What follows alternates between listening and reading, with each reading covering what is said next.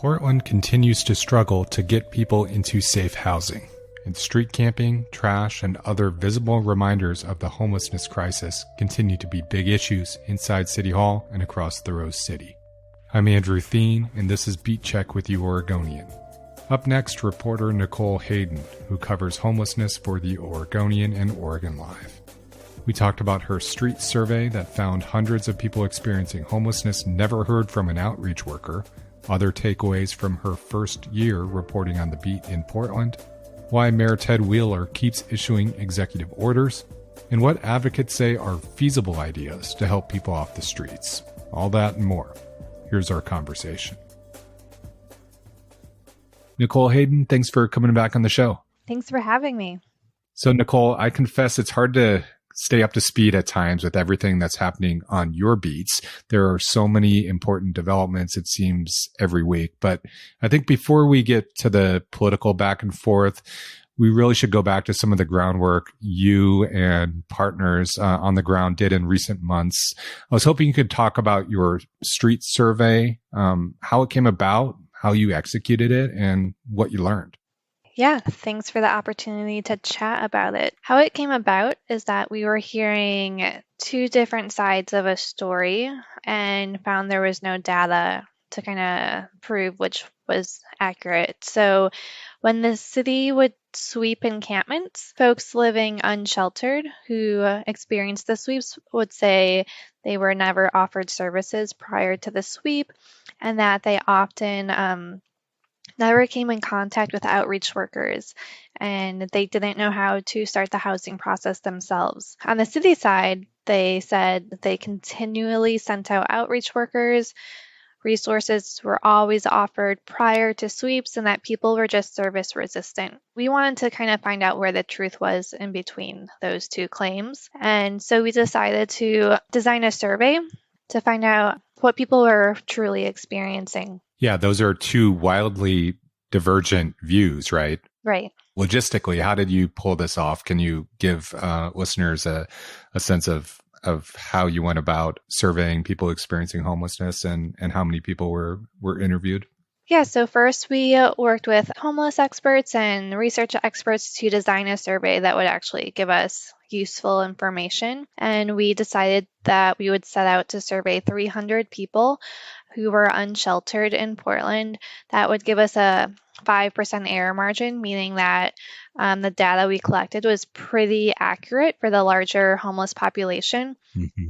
And we partnered with Street Roots to get the manpower on the street to do the surveys. So I and about 7 folks who were either currently homeless or formerly homeless took to the streets with me to ask people about their lived experiences. Can you give a sense of what you learned? I mean, what were the major takeaways and what results surprised you, if any?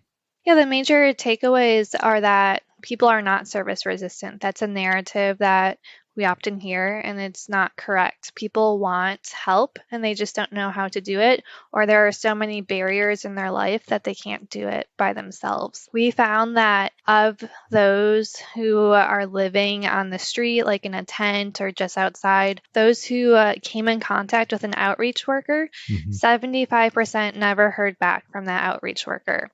And they were expected to carry on the very, very complicated housing process on their own.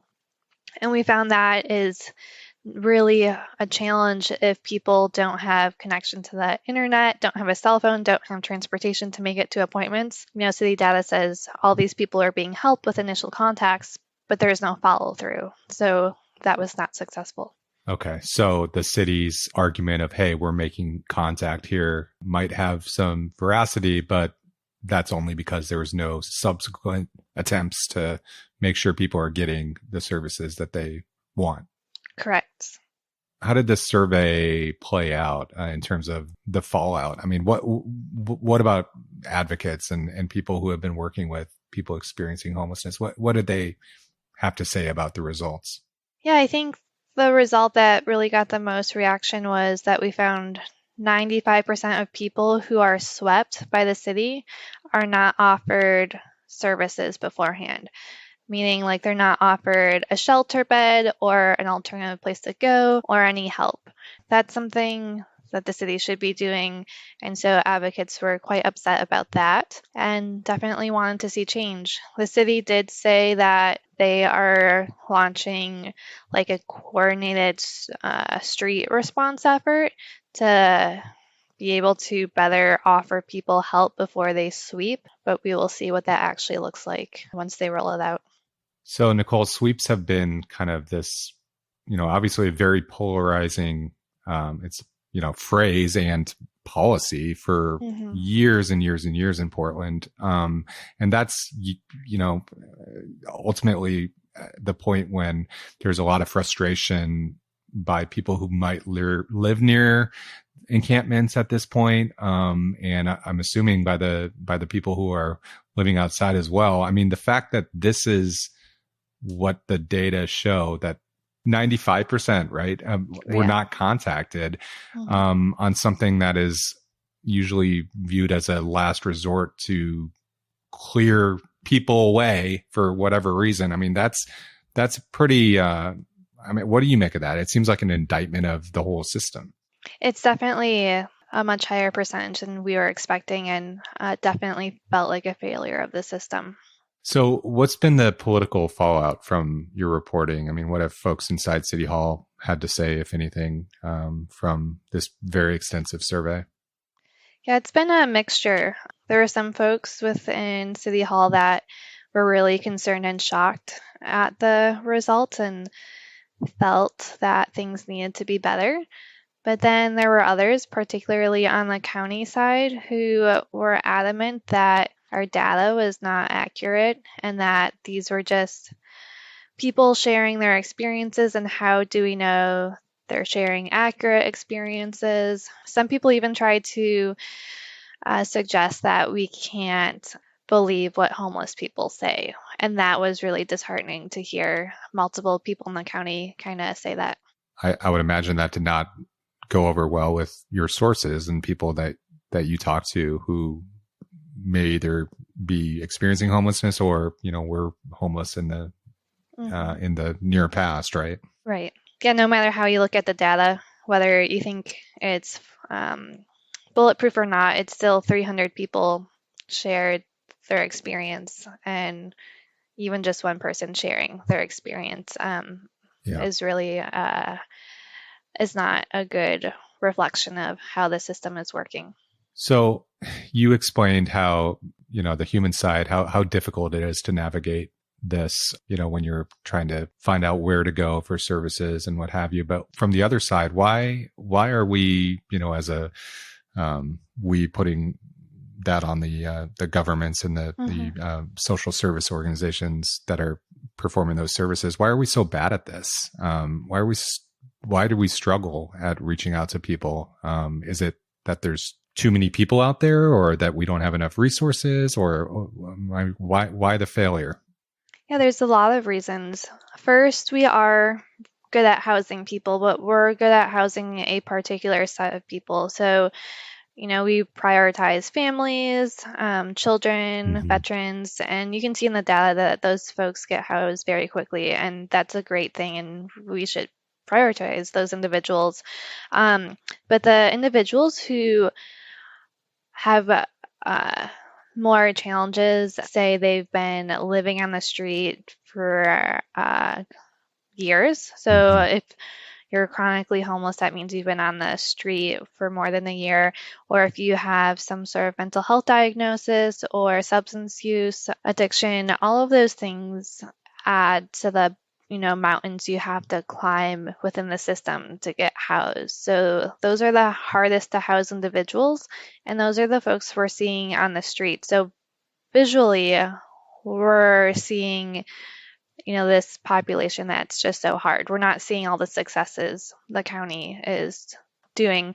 And in order to reach this particular population that has, layers of challenges, we just need more outreach workers. And that's where I think we lack. We don't have the capacity for outreach workers to kind of narrow in on one individual and just show up day after day after day to kind of walk people through the housing system. And, when you need someone to keep showing up and they don't have a stable address, you kind of have to like track them down. Maybe they go through multiple phone numbers. It's just very hard. And when you don't have the capacity and you're trying to juggle, say, 25 different Yeah. caseloads, it's impossible, it feels like at times. It's a significant time investment, but it's Mhm. also a significant emotional investment when you're trying to help people who might be experiencing trauma, might be Right. experiencing a lot in their lives. It's not as easy as a phone call. Right. And I would like to say all of our outreach workers are really great in the county. They make significant impact. There's just not enough of them. Yeah, I mean, is that kind of what you heard from them after the survey, and people saying, it's frustrating to not have those resources? Yeah, definitely some organizations kind of felt like we were portraying outreach workers in a negative light, but that wasn't our intention. We wanted to show that, people are doing good work. We just don't have enough federal funding at the end of the day to do enough of it. So we definitely tried to lean in on and show, the lack of resources in the community. Okay. Well, I know we've talked about this before, but it's been Hmm. months. Voters in the metro area, the metro regional government approved a measure that was intended to do a lot to help people experiencing homelessness across Multnomah, Washington, and Clackamas counties. And I know you've reported on how that money is rolling out. I mean, are those resources intended to do just this, what we're talking about here, or is this a different purpose on that front? No, it all ties in. Yeah, that measure is really looking to expand the number of apartments that we have and expand the amount of supportive services, so like behavioral health services. And part of the joint office budget that was largely funded by this new measure is to deploy many more outreach workers in the community. Mm-hmm. And so those things are currently like getting built up. They're not at capacity yet. So we can't really see the full impact of those things that the measure funded yet.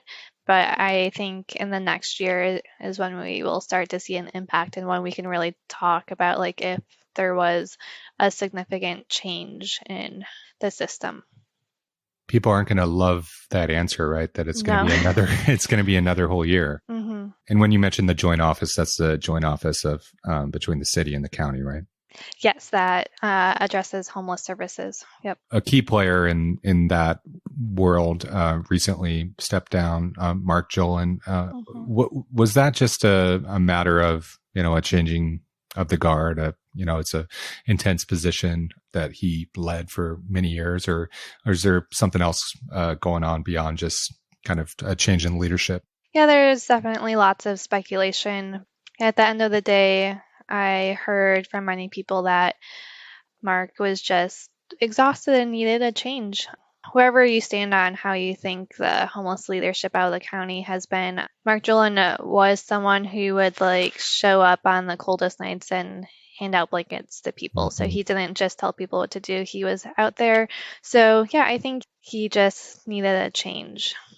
Let's stay in the political realm a little bit. Hmm. Mayor Ted Wheeler has been very busy recently, in recent weeks, maybe more than a month, issuing several executive orders on issues related to homelessness in Portland. Can you talk about why exactly he's been so active and what his policies, if they're in place, what they're intending to accomplish? Yeah, I think he was going for large, big impact quickly. So some of the initial orders that came out of the office, he kind of marketed as protecting people who are homeless. But there were critics that said he was not protecting folks. And he essentially made rules of where people can camp and where they cannot.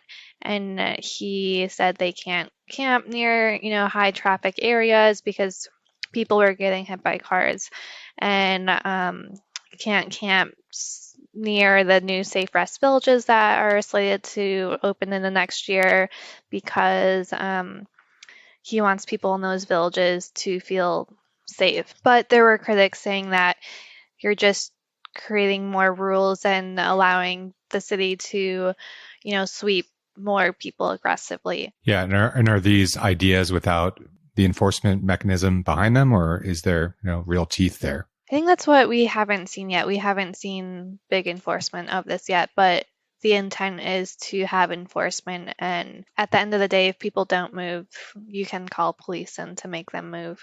You mentioned the fact, you can't camp on freeway off ramps, right? Or high crash corridors. And, I know that there was reporting in recent weeks that showed our record number of traffic fatalities, that a disproportionate number of pedestrians in particular were people experiencing homelessness. I mean, how did, was that just kind of a known fact in the people you talked to and your sources? That was kind of, yes, this has been the situation. Yeah, they're definitely aware, and it impacts people. Folks living in encampments have experienced a lot of tragedy lately as they see their friends get hit by vehicles. I think the critique, though, is that, yes, people need a safer place to live, but how are you going about moving them, and what resources are you offering?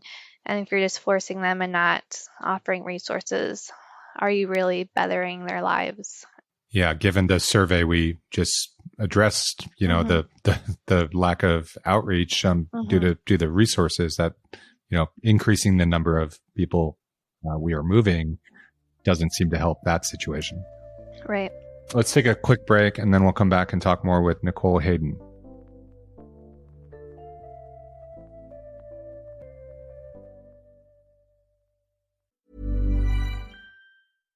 Hi, I'm a developer. And I'm from IT operations. Old tools and processes used to keep us siloed. Then we switched to Jira Service Management from Atlassian. Now we can respond to requests faster, manage change, and have better visibility into our work. Yeah, thanks to Jira Service Management, we now have more free time. So we started a band. A heavy metal band. With Jira Service Management powering service delivery, we have more time to rock. Amp up your service delivery. Learn more at Atlassian.com/Jira Service Management. So, Nicole, you've been reporting on homelessness for years, long before you came to the Oregonian in January 2021. I'm wondering how, when you look back at the last year, I mean, obviously it's a remarkable year. We're living through a pandemic, and things are just seemingly always a little bit up in the air. But how are things feeling now, or how are you absorbing and thinking about your beat in this very important issue a year into the gig? Yeah, I think we're starting to see some new proposals, while at the same time we're seeing an increase in shelter beds since some COVID restrictions are lifting.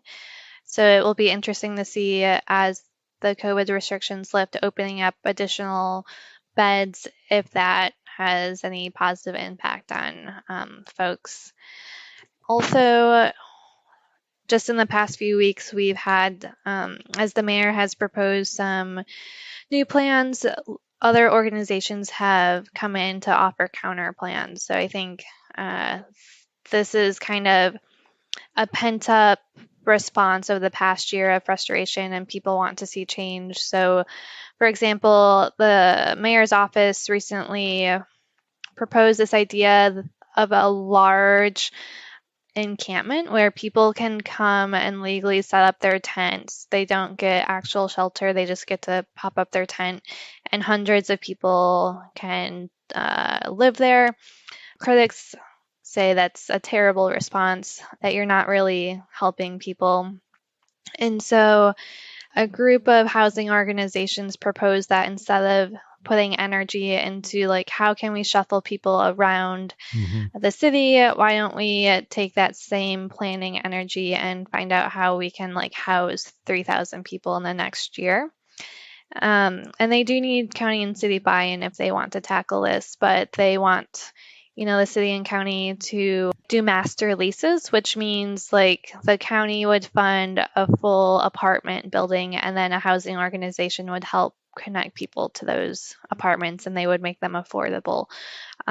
So it will be interesting to see if anything comes out of these kind of polar opposite proposals.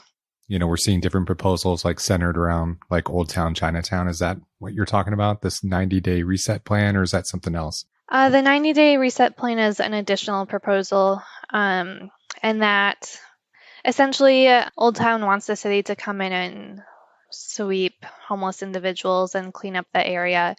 There's not really a plan of like how to house those people.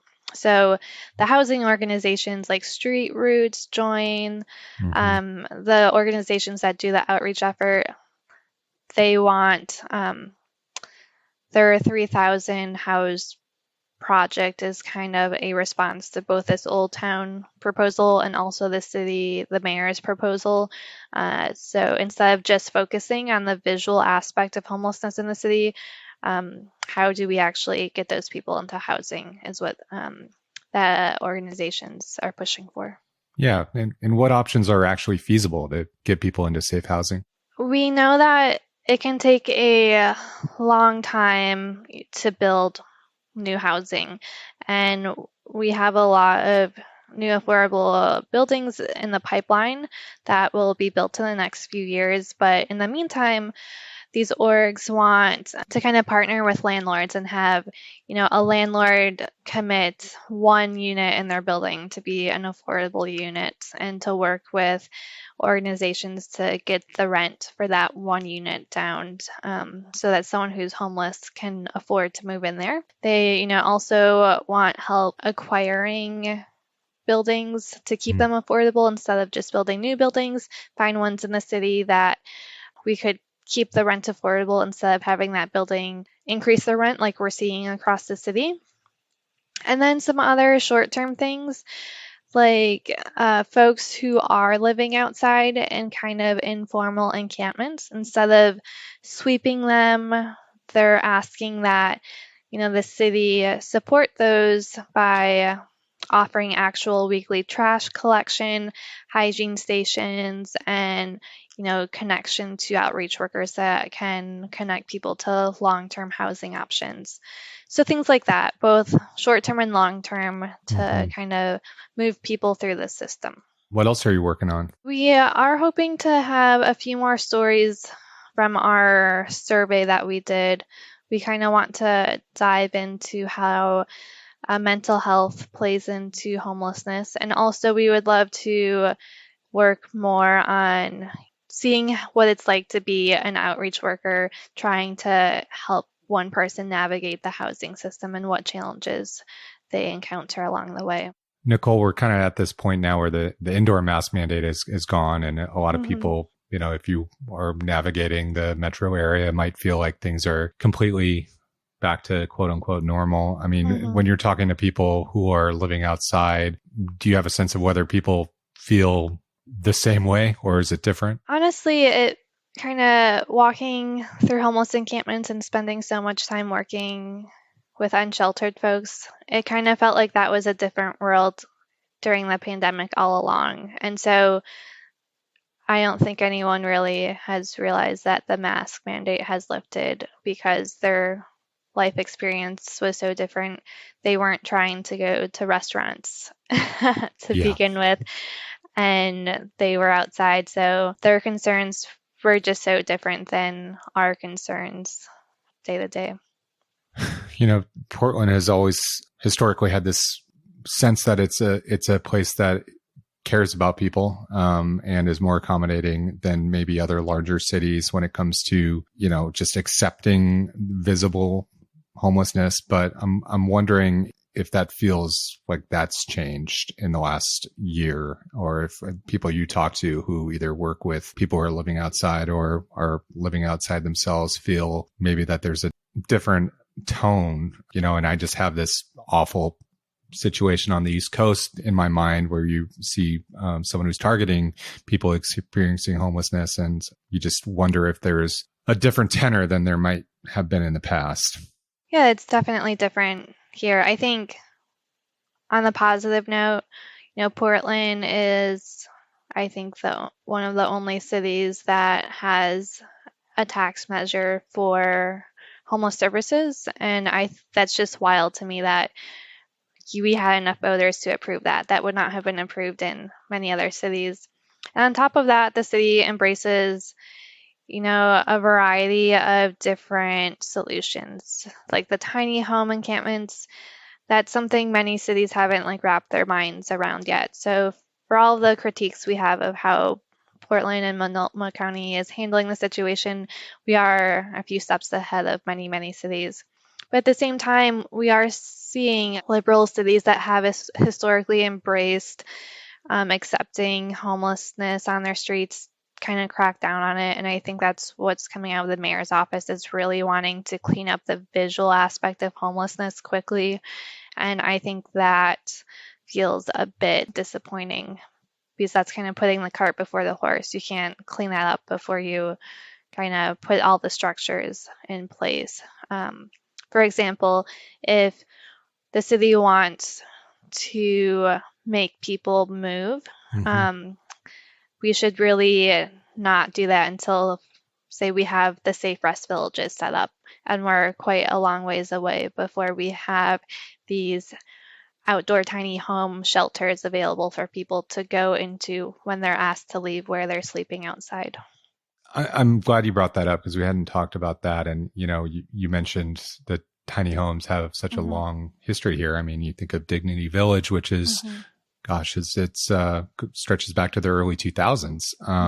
So is the view that we need more, and this is Commissioner Dan Ryan, who has spearheaded this effort, that we need more Right to Dream 2s and Dignity Villages spread across neighborhoods because the need is great, or because it's a successful model, or kind of remind folks of why this is the policy we're pursuing? Both. Definitely, we need them all over the city, not just clustered in one area, because the need is so great everywhere. And also, it is a good model. A lot of people don't feel safe sleeping in mass shelters, sleeping on a cot next to a stranger, or maybe their dog isn't allowed, or, for whatever reason, it doesn't feel safe. Sleeping outside in your tent feels safer to them. But these models offer, a small home where people have a roof over their head, a door they can lock, so they can, leave their personal items in there during the day and go about to, go to work or work on the housing process. Yeah. They don't feel like they can't leave their tent because their stuff will get swept or stolen. It's a place where they can be warm, and it's a place they can have their own autonomy. They can kind of decide how they live, and they get privacy. And so it's really, if you pair that model with, support services that help connect people to long-term housing, if that's what they want, it can be really successful. Well, thank you so much for all of your reporting and your innovative work, like the street survey, and for taking time to explain all of it to us. Appreciate it. Thank you for having me. Thanks for listening to Beat Check with the Oregonian. I shared links to some of Nicole's recent stories in the episode notes. If you like this show, give us a 5-star rating and review in Apple Podcasts. It really helps others find the show. And tell a friend. Help spread the word. The best way to support our journalism is through a subscription to Oregon Live. You can do that at OregonLive.com/pod support. Until next time.